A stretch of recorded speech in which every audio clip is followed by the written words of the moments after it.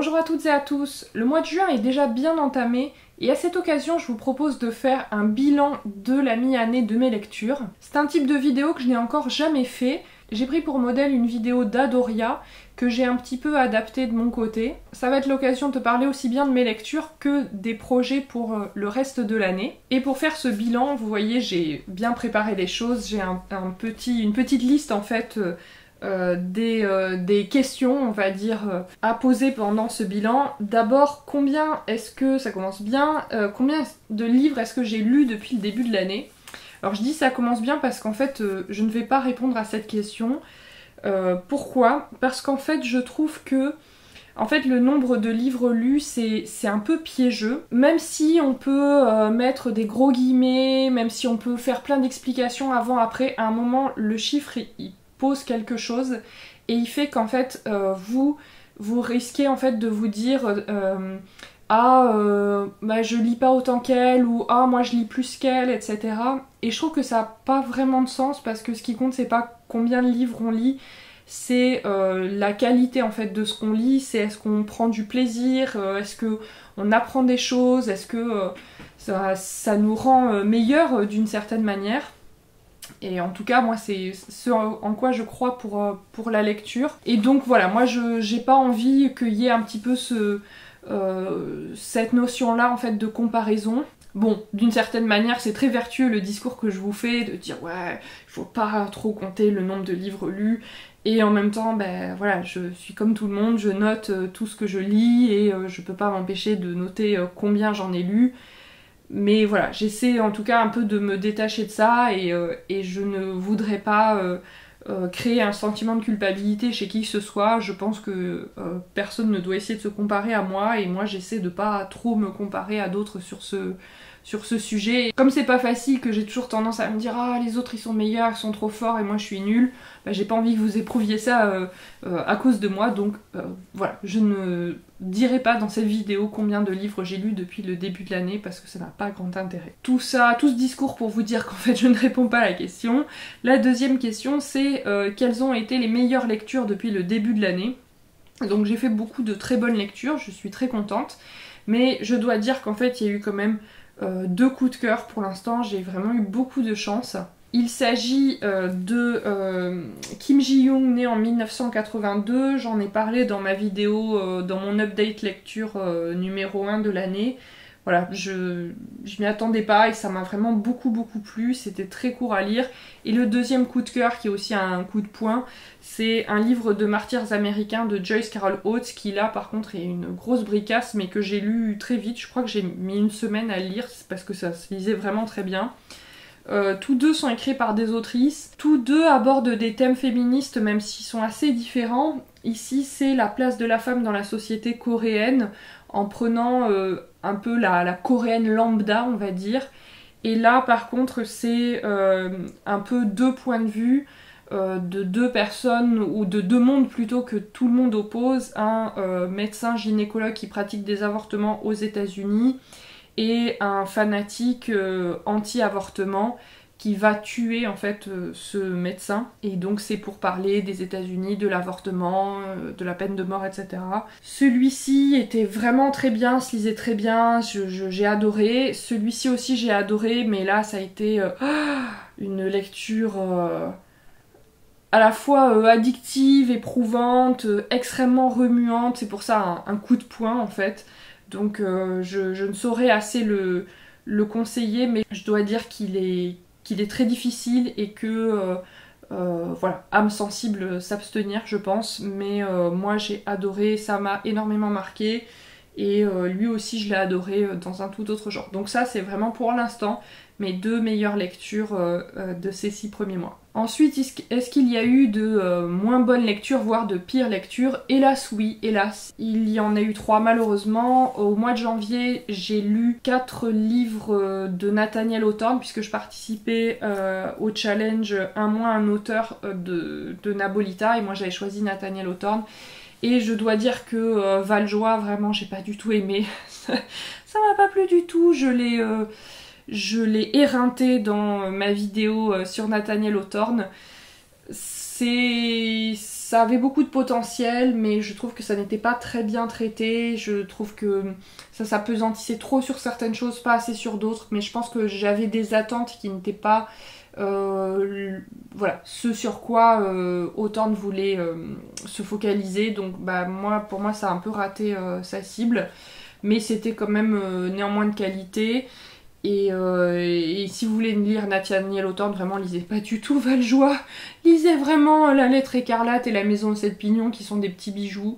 J'aurais pu citer aussi Les Contes étranges que j'ai trouvé vraiment pas ouf, mais je dois dire que dans Les Contes étranges, il y en a quelques-uns, pas beaucoup, qui m'ont quand même un petit peu plu, mais lui vraiment c'était pas une bonne lecture, Valjoie. Ensuite, une des pires lectures aussi de l'année, ça a été malheureusement Le Restaurant de l'amour retrouvé. Voilà, c'est d'Ogawa Ito.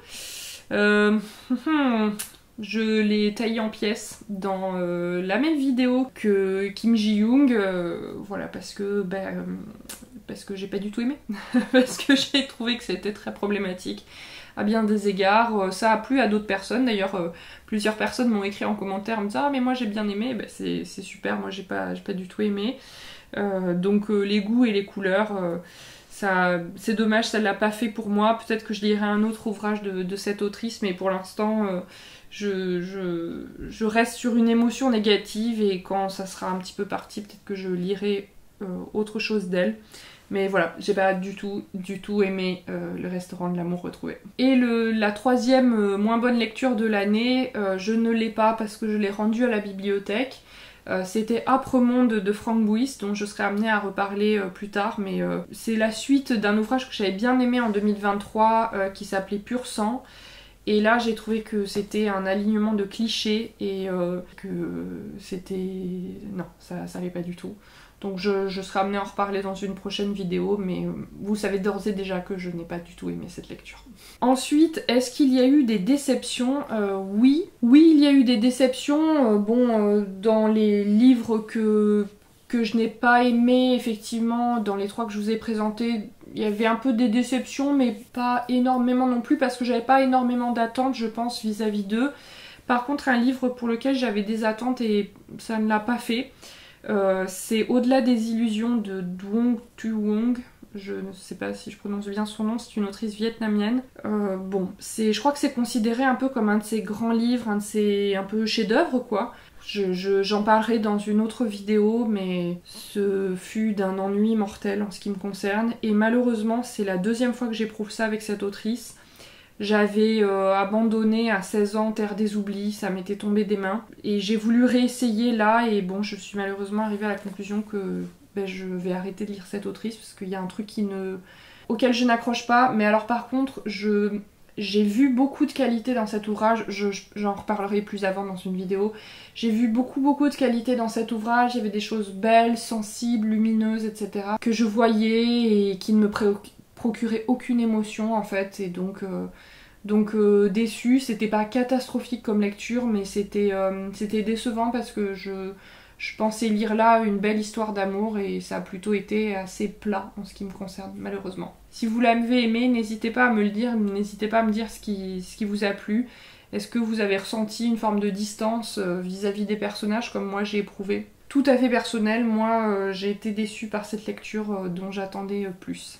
Est-ce que au contraire il y a eu des bonnes surprises? Oui, tout à fait. La première, c'était donc Kim Ji-young, né en 1982. Franchement, je m'attendais pas à aimer à ce point. Je pensais que ça allait être une bonne lecture sans plus, et vraiment j'étais complètement cueillie. Ça m'a beaucoup plu. Donc très chouette ouvrage, très belle surprise. Et un autre ouvrage, cette fois-ci écrit en français, que je m'attendais pas à apprécier autant, c'est Balzac et la petite tailleuse chinoise.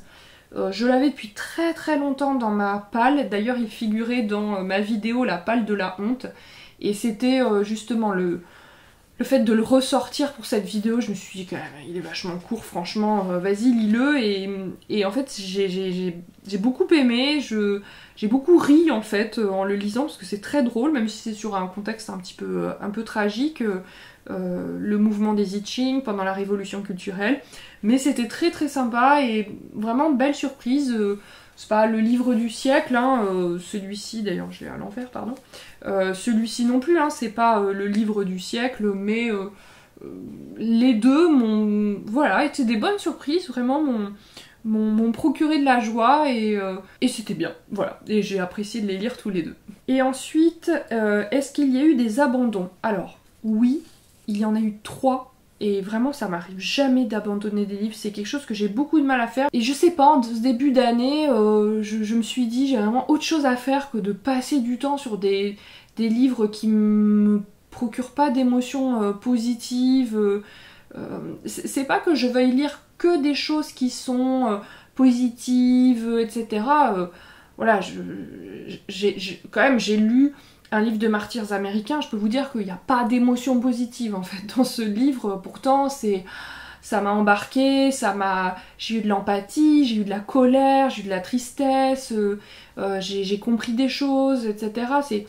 Je revenais avec plaisir à ma lecture, mais il y a eu 3 livres qui vraiment, pour des raisons très différentes chacun, me sont complètement tombés des mains. Et ces 3 livres, c'était tout d'abord Fille de burger de Nadine Gordimer. Mais quel ennui, mais quel ennui! Je me suis tellement ennuyée en lisant ce livre. J'ai lâché aux 2/3 en me disant mais la vie est trop courte, franchement, juste arrête. C'est dommage, c'était aussi une déception parce que je m'attendais à quelque chose d'assez bien et en fait il ne se passe rien, l'héroïne est assez... c'est même pas qu'elle est antipathique, c'est que elle ne procure aucune émotion, il n'y a pas d'empathie vis-à-vis d'elle, il n'y a pas de colère vis-à-vis d'elle, il y a juste... elle est dans l'indécision totale. Après, je comprends, hein, elle vit des choses très difficiles que j'aimerais pas vivre, mais je sais pas, elle arrive pas à se trouver un destin, à faire quelque chose, quitte à faire une erreur. Et donc on la suit, on se dit, mais fais quelque chose ma grande. Et au bout d'un moment, je n'ai plus voulu en fait savoir quel allait être le destin comment elle s'appelle, de Rosemary. Si vous voulez en savoir plus, j'en ai parlé dans ma vidéo sur 5 autrices qui ont eu le prix Nobel de littérature, donc c'est le cas de Nadine Gordimer. Et voilà, c'était vraiment la seule lecture parmi ces 5 qui ne m'est pas plu et au bout de laquelle je ne suis pas arrivée à aller. J'ai abandonné lâchement au bout de 2 semaines de lecture Nadine Gordimer. L'autre livre que j'ai abandonné, c'est Ravage de Violette Leduc, qui était au programme du club de lecture de Nabolita au mois de février. Je suis contente de l'avoir découvert par ce biais, puisque c'est l'occasion de découvrir l'écriture de Violette Leduc, qui est vraiment exceptionnelle, à la fois d'une grande crudité, d'une grande poésie, enfin c'est vraiment... assez merveilleux à lire de ce point de vue-là, mais après l'ambiance est ultra oppressante, l'héroïne est antipathique, tous les personnages qu'elle côtoie sont antipathiques. Pas dans Thérèse et Isabelle, qui est une partie de cet ouvrage, Ravage, mais même Thérèse et Isabelle, c'était un récit que j'ai trouvé très intéressant à lire pour l'écriture, pour la découverte de la sensualité, puisque c'est un roman érotique, mais c'était hyper laborieux pour moi à lire, et en fait quand j'ai vu que ça devenait encore pire, je me suis dit arrête quoi, arrête, ça te plaît pas, c'est pas pour toi, mais je suis très contente de l'avoir découvert quand même. Je dirais même pas que c'est pas une bonne lecture, parce que comme je suis pas allée au bout... Et j'ai lu aussi la partie de l'avortement pour en parler dans une vidéo où je vous remettrai le lien. Mais j'ai abandonné en fait en me disant j'ai plus envie de lire la suite, de savoir ce qui va se passer, etc. Et le 3e livre que j'ai abandonné, c'est Troubles dans le genre de Judith Butler. En fait, j'ai rien compris. Mais je n'ai rien compris. Moi, j'ai beaucoup de mal avec les essais. Je pense être quelqu'un qui n'est pas très conceptuel. C'est-à-dire que j'ai beaucoup de mal à comprendre les discours, tout ce qui est assez conceptuel. Et donc là, c'est ultra conceptuel et je n'ai rien compris. Donc j'ai abandonné au bout de quelques dizaines de pages en me disant mais là, je tourne les pages, je vais d'un bout à l'autre de la ligne et je ne comprends pas de quoi parle l'autrice. C'est dommage parce que j'avais vraiment envie de le lire, c'est quand même une grosse référence. Mais là, non, là, désolée, mais ça n'était pas pour moi. Peut-être que je devrais regarder une vidéo qui explique en fait la pensée de Judith Butler. C'est dommage de ne pas y accéder directement, mais alors vraiment, je ne comprends pas. Donc tant pis, ça n'est pas pour moi, mais je ne doute pas que c'est beaucoup influencé des personnes... notamment des personnes transgenres ou qui réfléchissent à ces sujets, à la transidentité. C'est sûrement passionnant, mais je suis pas du tout faite pour ce type de lecture malheureusement. Un moment marquant dans ma vie de lectrice ces 6 derniers mois. Je ne vais pas en choisir un seul, évidemment, je vais en choisir plusieurs. D'abord, je pense que les 3 livres que j'ai lus quasiment à la suite, je crois, sur l'avortement, qui était un peu mon thème de mars au féminin cette année, c'était donc l'événement d'Annie Ernaux, Ravage de Violette Leduc et un livre de martyrs américains de Joyce Carol Oates. Je leur ai consacré une vidéo à tous les 3. Et c'est vrai que lire en fait tous ces ouvrages les uns après les autres, c'était vraiment une expérience assez forte qui permettait aussi d'y réfléchir au moment où la France... C'était quelques jours, quelques semaines après que la France ait décidé de mettre dans sa constitution, non pas malheureusement le droit à l'IVG, mais la liberté de pratiquer l'IVG, je sais plus quelle est la formulation exacte. Donc c'est vrai que c'était un moment assez fort en fait de lire ça, aussi de préparer la vidéo sur l'avortement.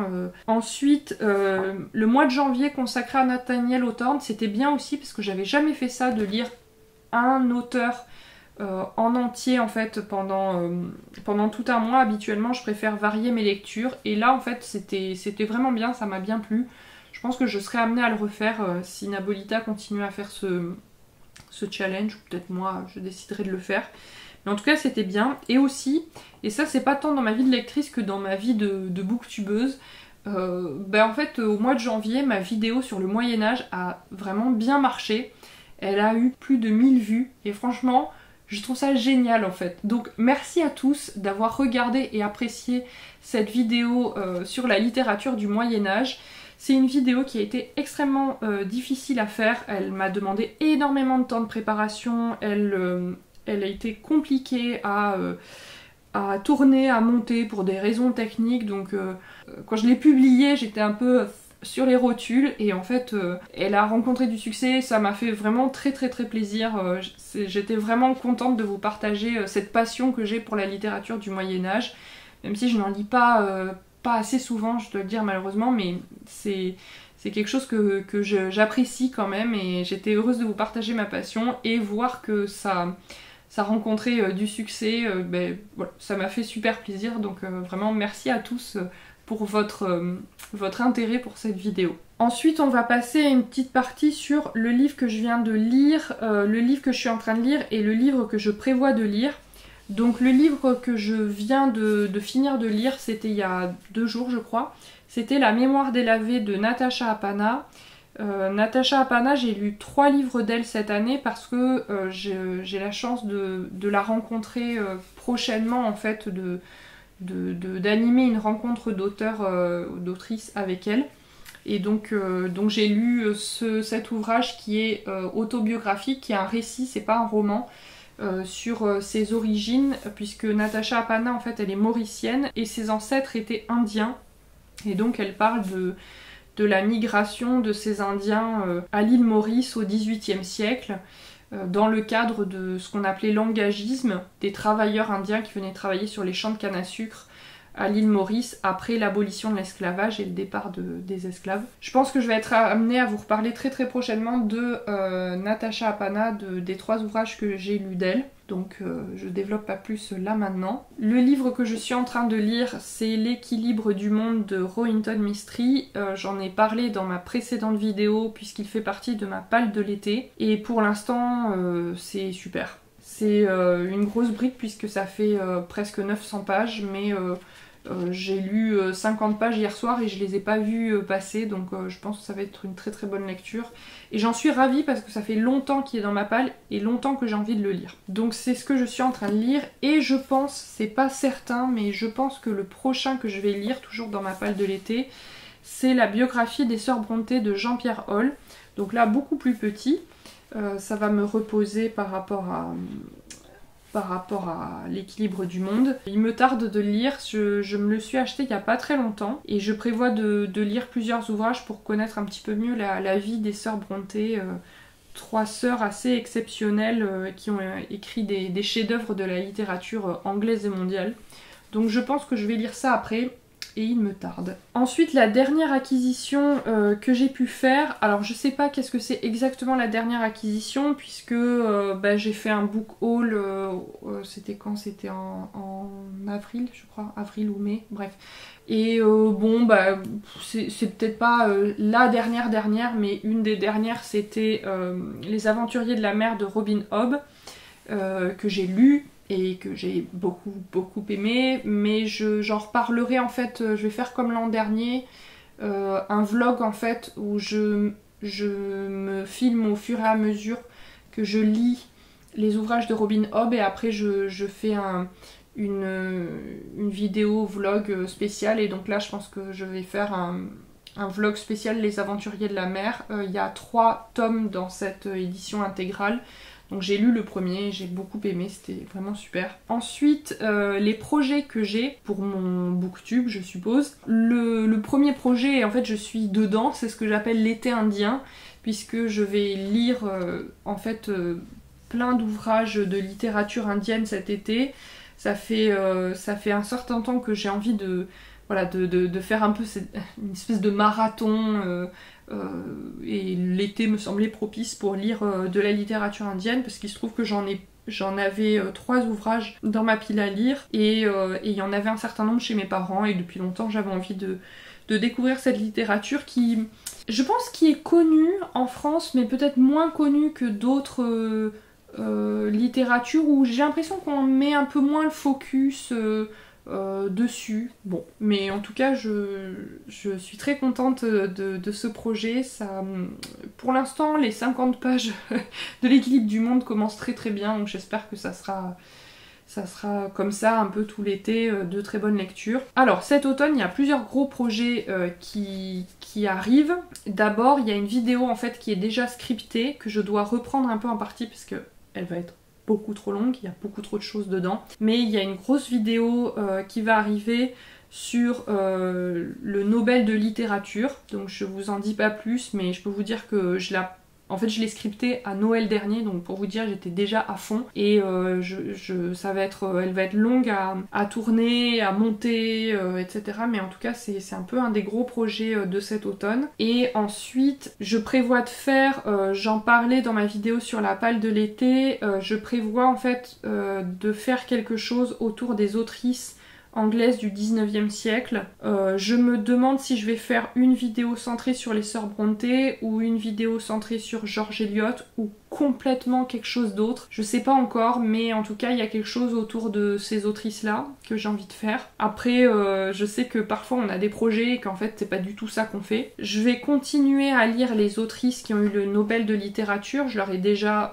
consacré une vidéo, dont je vous remettrai le lien. Toutes les vidéos que j'ai faites et que je cite ici dans cette vidéo, en fait je vous remettrai le lien dans la description, et en fait je vais continuer à les lire, je vais m'y remettre cet automne, et donc ça c'est un autre projet qui continue. Je continue aussi à lire Robin Hobb, donc là je suis en plein dans Les Aventuriers de la mer, je pense que je vais reprendre cette lecture, il faut que j'achète les 2 autres tomes de l'intégrale. Un autre projet alors pour 2025, donc là je sollicite en fait votre avis sur la question, c'est en fait je me tâte à faire une lecture commune. Donc je sais que, en fait ce que je me dis c'est non mais il y a déjà beaucoup trop de lectures communes, pourquoi est-ce que t'en rajouterais une, ça va intéresser personne, etc.